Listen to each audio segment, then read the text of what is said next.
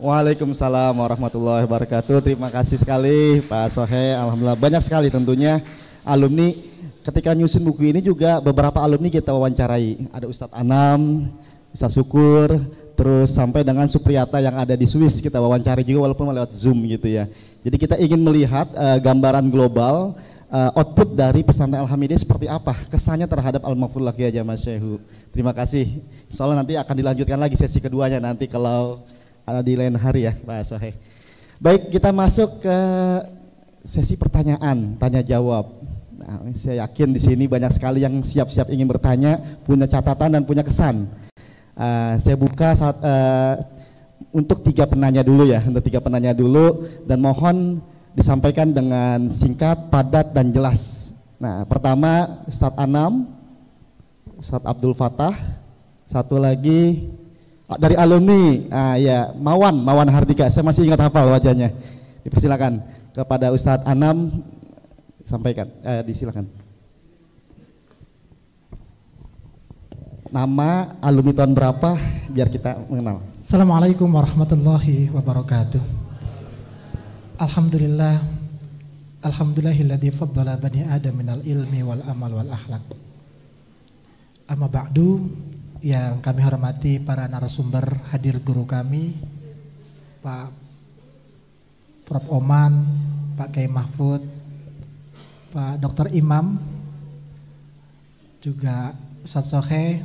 Di tengah-tengah kita juga hadir Pak Kiai Dimyati, Ketua MUI, Kiai kami, Pak Ateng Rusliana, Kepala Sekolah kami. Hadirin hadirat rahimakumullah. Izinkan saya Saiful Anam, alumni ke-6 Madrasah Aliyah Alhamidiyah, alumni ketiga Sekolah Tinggi Ilmu Dakwah Pesantren Istida Alhamidiyah Jakarta. Istida Alhamidiyah Jakarta yang hari ini menjadi STAI Alhamidiyah. Masih Jakarta atau sudah Depok gitu kan?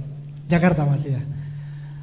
Menarik buku ini, tadi kami bersebelahan dengan Pak Ateng Rusliana. Tapi sebelum saya melanjutkan, saya mohon keikhlasan hadirin dan hadirat, baik yang hadir di tempat ini maupun yang lewat Zoom, kita membacakan Ummul Quran Suratul Fatihah untuk Kiai Ahmad Syaihu yang hari ini ilmunya kita bahas, kita bedah, dan untuk istri beliau Hajah Solhah, untuk guru-guru kami di pesantren Alhamidiyah serta alumni yang sudah wafat. Al-Fatihah binyatin qabul khususan al-maghfirullah. Al-Fatihah. A'udzubillahi minasyaitonir. Iya kenapa?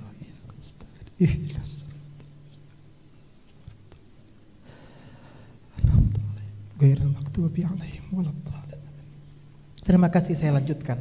Sebelum ke ruangan ini saya ziarah ke Ma'baroh Kiai Ahmad Syaihu. Alhamdulillah ada perubahan yang signifikan di makam beliau. Karena makam beliau saya 2 tahun bersama Kiai Ahmad Syaihu. Saya di Alhamidiyah ini 93 saat saya masuk memilih pesantren Al-Mahbubiyah di Cilandak, Al-Masturiyah di Sukabumi, tetapi ke Alhamidiyah saya bertemu langsung dengan Kiai Syaihu saat itu di depan masjid.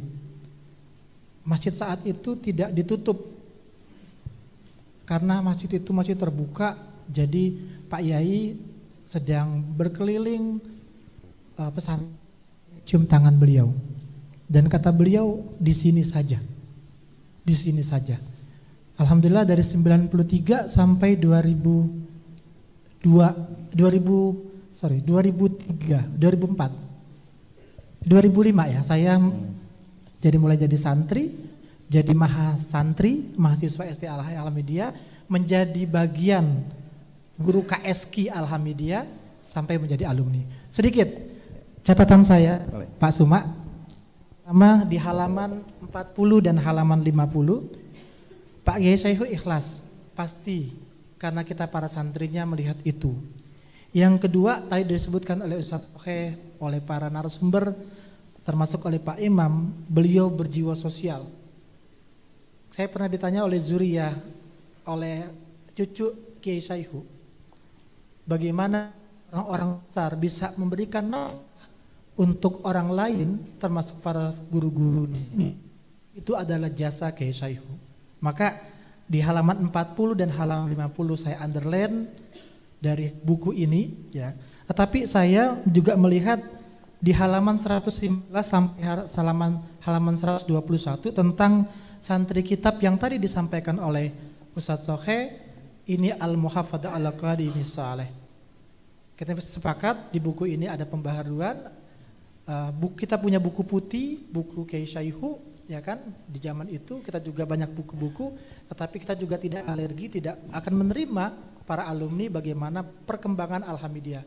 Karena saya ingat banget ketika Pak Kiai Syaihu melalui Pak Cahyo membelikan marching band. Kalau nggak salah hari tanggal 1995 itu marching band harganya 300 juta. Kata Kiai Syaihu apa? Para santri ini kami belikan. Ini efek dari kegiatan santri, pentas santri mencontoh Pak Mairama tapi dubbing oleh Amir Faisal Sanjaya saat itu. Maka Pak Kiai Syaihu memberikan melalui Pak Cahyo itu marching band harga 300 juta. Apa kata Kiai Syaihu? Membeli marching band mahal, merawat Alhamidiyah, merawat marching band Alhamidiyah lebih mahal. Itu terbukti. Saya pegang bass drum sambil 2000 tahun 2000 marching band Alhamidiyah alatnya sudah pada rusak. Baik. Ya, terakhir. Ya. Terakhir. Yang ingin saya tanyakan kepada para pengasuh, para pendidik di Alhamidiyah, strategi apa yang ingin disampaikan oleh santri kitab maupun STAIMI menjawab tantangan zaman melalui buku ini, bagaimana santri dan menjadi alumni Alhamidiyah menjadi khairul ummah, menjadi kebanggaan umat, menjadi sayhu-sayhu kecil dengan strategi-strategi yang dikembangkan. Catatan saya di halaman 173 di lampiran itu ada kata-kata pondok. Mohon Pak Kiai Dimyati, Pak Kiai Syaihu, Pak Kiai Dimyati, Pak Kiai Ateng, Pak Kiai Mahfud, kayaknya Alhamidiyah tidak pernah ada kata pondok. Langsung pesantren Alhamidiyah. Ini mungkin mohon di underline kata-kata pondok di halaman 173 di bab umum, di ketentuan umum. Terima kasih. Baik, terima Demikian kasih. yang bisa kami sampaikan atas nama alumni kami bangga menjadi bagian Alhamidiyah. Alhamdulillah. Ya. Saya alumni Alhamidiyah, istri saya alumni Alhamidiyah, anak saya alumni Alhamidiyah. Wallahul muwaffiq ila aqwamit thoriq. Wassalamualaikum warahmatullahi wabarakatuh. Waalaikumsalam warahmatullahi wabarakatuh. Kata terakhir ini yang saya mau sampaikan sebenarnya. Alumni Alhamidiyah, istri alumni Alhamidiyah, dan putranya juga di Alhamidiyah. Baik, terima kasih Ustadz Anam, karena memang kiai jadinya ada testimoninya jadinya. Langsung ke pertanyaan kedua dari mewakili Dewan Guru ya, ada Ustadz Fatah. Ya, betul. Baik, tolong singkat padat Ustadz waktunya. Ya, oke, baik. Assalamualaikum warahmatullahi wabarakatuh. Saya mewakili Dewan Guru, juga mewakili santri yang saat ini, juga mewakili mungkin tim penyusun buku kealhamidiyahan. Jadi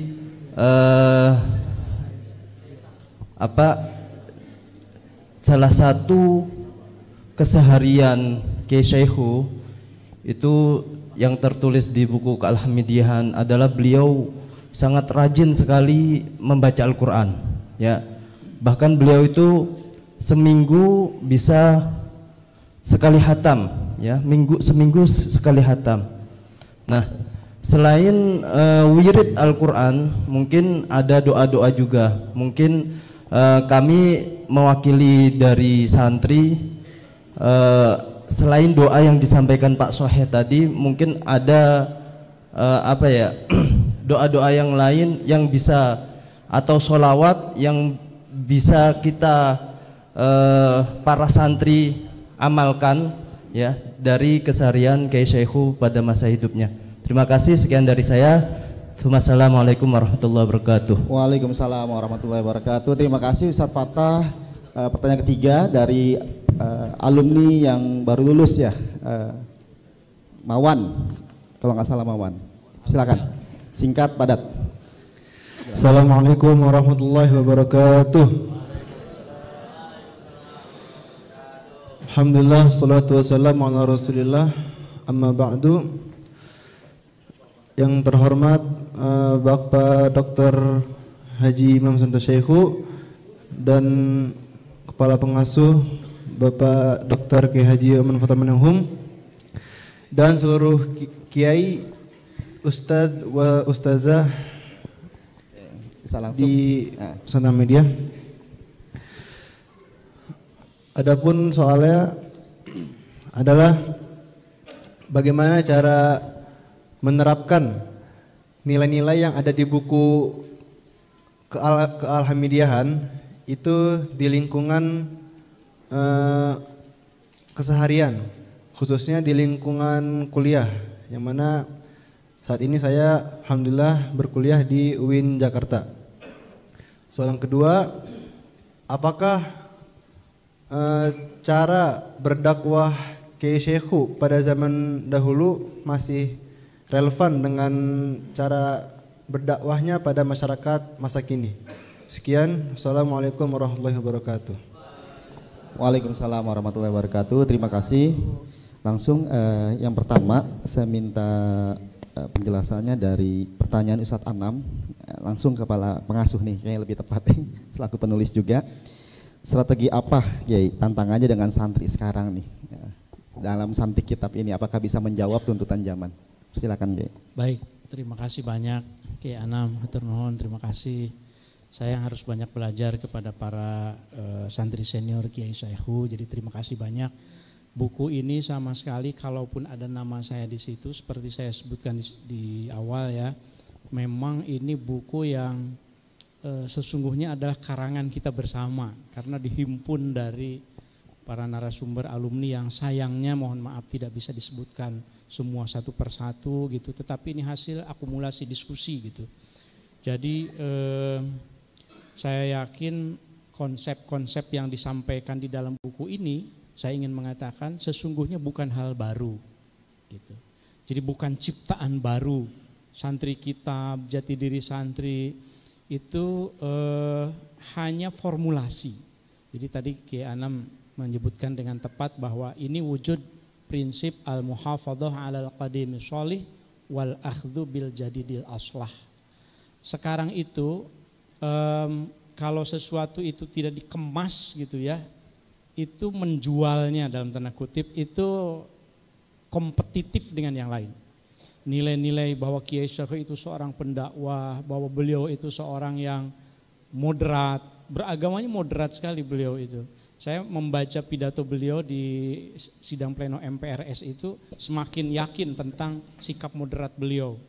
Beliau bilang tentang di dalam pidatonya itu misalnya tentang pelajaran agama di sekolah gitu ya. Kalau ada anak Kristen masuk di sekolah itu, maka guru di sekolah tidak boleh memaksa anak itu untuk masuk ke dalam agamanya misalnya dan seterusnya gitu ya.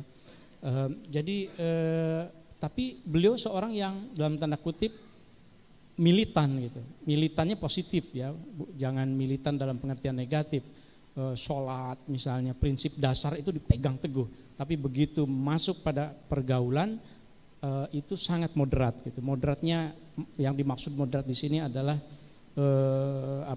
wasatiyah, gitu, wasat. Gitu. Nah ini yang kami wujudkan menjadi terbuka. Gitu. Kitabnya, teksnya itu terbuka. Gitu. Penjelasannya begitu. Jadi kami rawat begitu nilai-nilai Kiai Syekhu itu al-muhafadzah 'alal qadim as-sholih. Lalu kemasannya wal akhdhu bil jadidil aslah, dipadukan dengan STEAMI dari Ibu Dr. Farida sebagai direktur pendidikan. STEAMI itu kan menekankan tentang sains, tentang ilmu seni, tentang ini sebuah metode memadukan ilmu, katakanlah ilmu agama walaupun ilmu umum, walaupun sebetulnya Gus Mus juga kan nggak setuju dengan pemilahan ilmu agama, ilmu umum. Mana sih yang ilmu agama, mana yang ilmu umum, itu kan bisa kita diskusikan. Tetapi rumusan yang ada di sini itu semuanya itu adalah sebetulnya nilai-nilai Kiai Syekhu. Kami mencoba merumuskannya menjadi kitab jati diri santri. Jadi ketika dijual dalam tanda kutip itu didakwahkan, itu menjadi enak begitu ya. Nah strateginya yang kami lakukan itu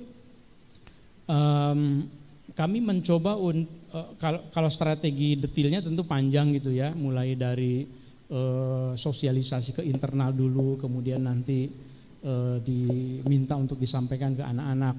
Tapi strateginya yang terutama untuk menjawab tantangan zaman itu, kami selalu mencoba untuk beradaptasi dengan perkembangan zaman. Itu nilai I sebetulnya di situ, inovatif. Jadi inovatif itu Kiai Syekhu itu untuk zamannya seorang yang inovatif toh gitu, seorang yang kreatif, seorang yang inovatif. Dan di situ kemudian kita coba terjemahkan sekarang, bahkan sekarang pembelajaran itu di Yayasan Al-Media atas arahan dari Pak Cahyo sebagai pembina, kami mengadaptasi misalnya VR, misalnya virtual reality misalnya gitu ya. Nanti ketika zaman sudah berdiskusi soal haji metaverse misalnya gitu ya, haji yang melalui virtual reality, kami beradaptasi sehingga disediakanlah alat-alat itu. Sekarang kan di Margo City ini sedang dakwah kami nih. Di Margo City di lantai LG, silakan berkunjung di situ. Di situ ada besar Alhamidiyah. Nah, di situ mencoba nilai-nilai kepesantrenan Kiai Syekhu tetap ada, tetapi kemasannya kemudian dibuat modern. Itu salah satu strategi kami sehingga ini jadi saya sendiri ya sebagai pribadi saya melihat Alhamidiyah itu memang well managed, well organized, modern sekali, tetapi nilai-nilai lamanya tetap dijaga. Nah, terima kasih Kiai Anam dan tentu para masyayikh, para ulama yang lain, alumni khususnya, catatan-catatan per halaman kami perlukan. Bedah buku ini sebetulnya untuk membedah. Jadi mohon nanti kalau ada, kalaupun tidak sekarang gitu ya, per halamannya kalau ada kekurangan, mohon nanti ini baru cetak 1000, nanti akan ada revisi. Nah, dari komentar-komentar tadi itu nanti kita akan masukkan. Atur nuhun. Terima kasih Pak Kiai. Termasuk ISO ya Kiai. Kita kan sudah disertifikasi juga yayasannya. Mungkin satu-satunya di dunia pesantren yang di ISO itu. itu saya nggak tahu ada tidak pesantren dan kiainya yang mau di ISO gitu. Karena ISO itu SOP-nya detail sekali. Tapi ya alhamdulillah, alhamdulillah pesantrennya sudah teriso. Alhamdulillah, terima kasih Pak Kiai, insyaallah. Ini saya perlu menanyakan ke Ustaz Sohe nih. Sebetulnya yang di dalam buku kita Kelamidian ini doa-doa kan dituliskan. Di sini ada Simtuduror, Yasin Tahlil, sudah sesuai belum ketika dulu masih zamannya Kiai Syekhu yang dituliskan dalam buku. Nanti kalau belum ada yang kurang kita tambahkan gitu di jilid kedua. Baik, terima kasih. Tadi saya agak baca sekilas ya, Pak Suma di halaman 154 itu mungkin saya yang salah. Poin nomor 2 itu ada tadarusan Al-Quran, diambil dari kata darrosa yudarisu tadarusan. Kalau darrosa yudarisu itu masdarnya tadris. Kalau mau diambil tadarusan berarti diambil dari kata tadarosa, ya tadarosu, tadarusan. Kalau mau diambil tadarusannya, ya, ya. Dan ini memang nilai-nilai keislaman yang sejak dulu ada. Dulu kami ngaji di santri itu namanya KSQ, kelompok studi Quran.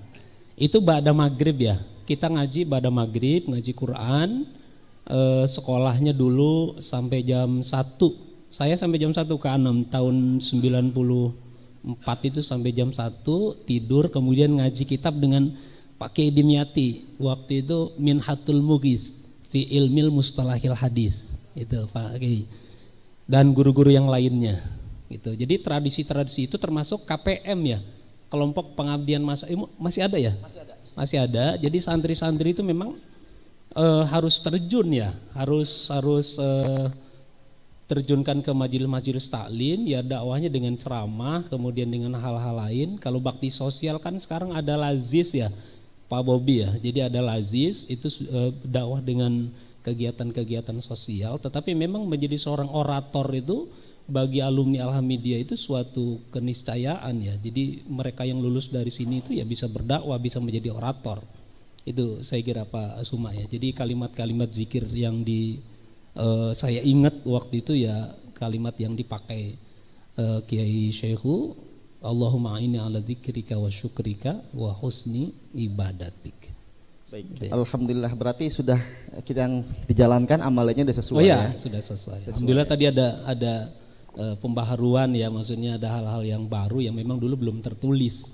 Ya kan, catat yang kamu tulis, yang kamu kerjakan yang kamu catat kan begitu. Jadi nilai-nilai ke-NU-annya al-muhafazatu ala al-qadimis salih wal akhdhu bil jadidil aslah itu memang diterapkan di sini di Alhamidiyah.